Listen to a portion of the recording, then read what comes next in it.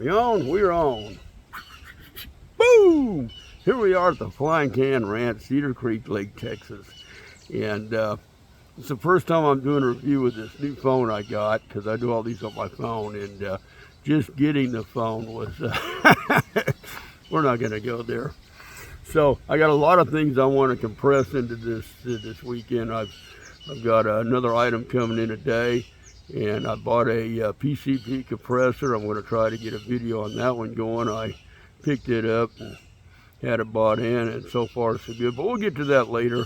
But I got something real interesting in the mail the other day. I was popping around. Some of you guys might remember this. This was in the original box. Whoops. Let's see if I can get that. I'm going to take that shut for it's over with. And I don't know if any of you guys remember these. This is called a Sure Shot. And it's like this. And these things came in a variety of names. So we're gonna pop this open real quick and slide this out. I was very impressed with the condition of this overall air gun. It comes in a little styrofoam thing shaped like so. We're going to pop that open and lay that right there. And that's what it would look like in the box. And these came out in a variety of names. We're going to go over some specs real quick as far as I can figure out. It is a 177 caliber. We'll give you a look right here. And look at this, still got the original tag hanging on it. So it's a 177 caliber. Some of these were made in 22 caliber also. So this particular one, says it right in the box, only puts out about 250 feet per second. And I measured it up. I came up with about, probably the overall length is going to be about 1.5 feet. And the barrel length is exactly at 7. And I'm guessing it weighs right around 2.25, 2.5 pounds. It is an all wood, grip on here, and the rest of it is pretty much all metal. The sights are all metal. I suspect this little sight up here in the front, we'll talk about this in a minute, is maybe plastic. These have no safety on them whatsoever.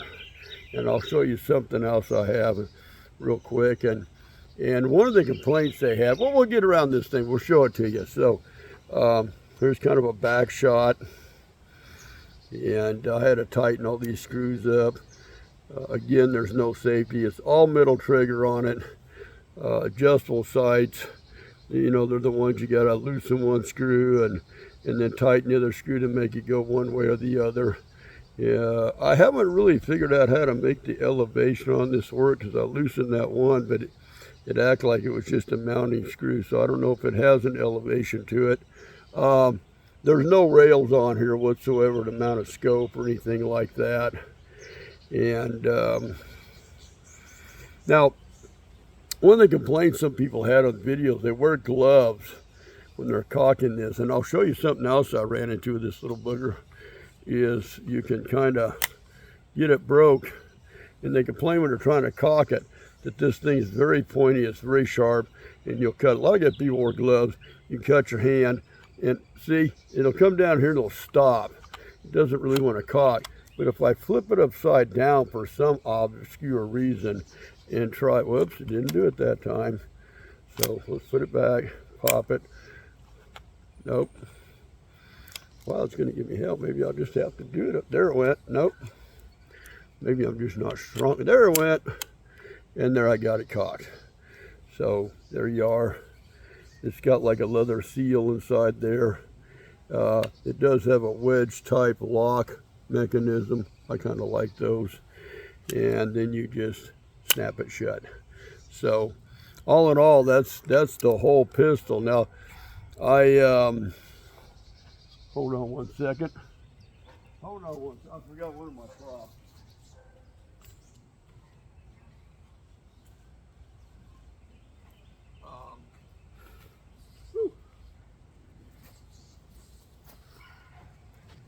At about probably, I don't know,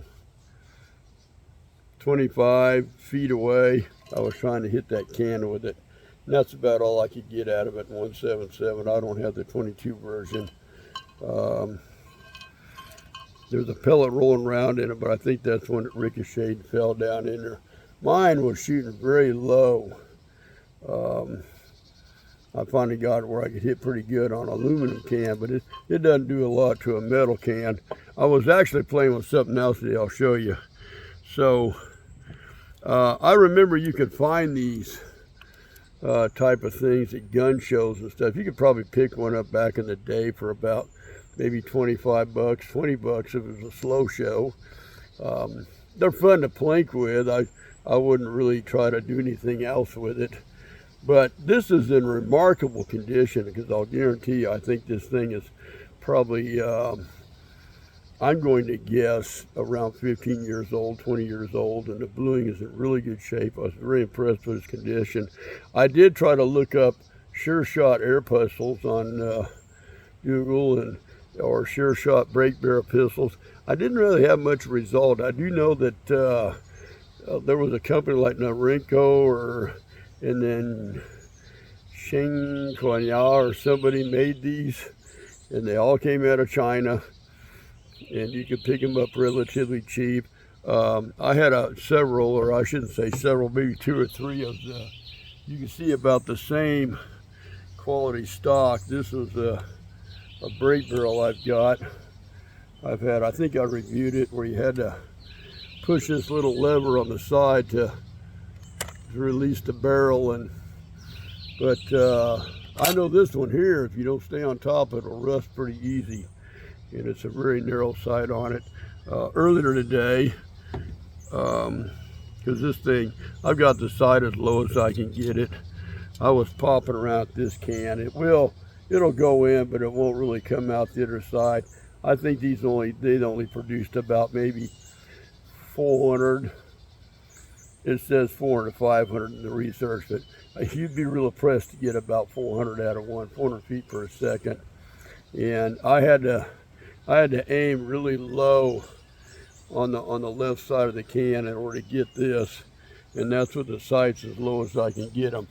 But it does have a dovetail type rail on it, so you can actually put a scope on it if you choose to. I never did.